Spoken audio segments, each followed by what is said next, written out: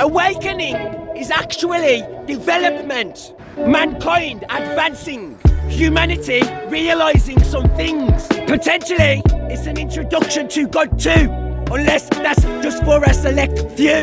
It's unclear yet. But what is clear is we have multiple groups of different people on different levels at different stages, which is your basic experiment scenario being performed by the universe. God, spirit, higher beings, whichever one you believe, or even ourselves. You must understand that we are gods. We are the gods. God made us in God's image. We are gods. So that's a high possibility of that too.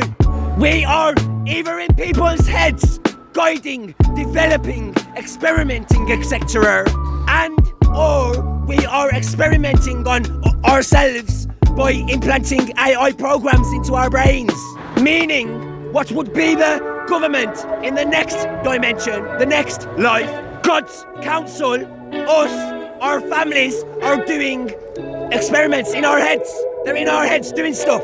And there seems to be no limit to what they can do or the extent that they will go to. Whoever or whatever it is, I call it God. Because regardless of who or what it is, the actual power is God.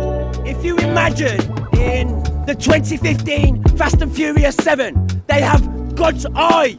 That's a powerful surveillance tracking device. Or in the 2008 movie Jumper with Hayden Christensen, who played David Rice, and Samuel L. Jackson, who played Roland Cox, who was part of an elite group known as the Palladians, who hunted people like David Rice because they had the ability to teleport or jump anywhere in the world in an instant. And the Palladians believed that only God should have that power, that ability. And that's what I refer to as God. Devices, intelligence and powers. And FYI, keep up, pay attention. As I told you earlier, we are gods, so one day we shall have that power.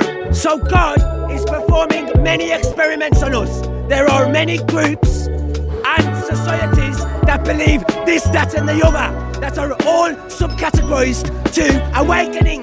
The true awakenings develop you. Some call it healing, but it's basically developing.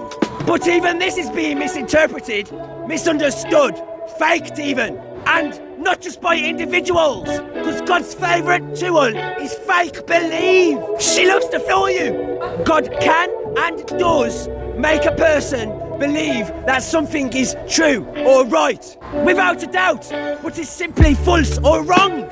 And it's mostly because they don't use their common sense. They believe this thing in their head because it makes them feel special. Imagine you've got something in your head, calling it God, spirit, or an angel, talking to you, making you feel good, feel different.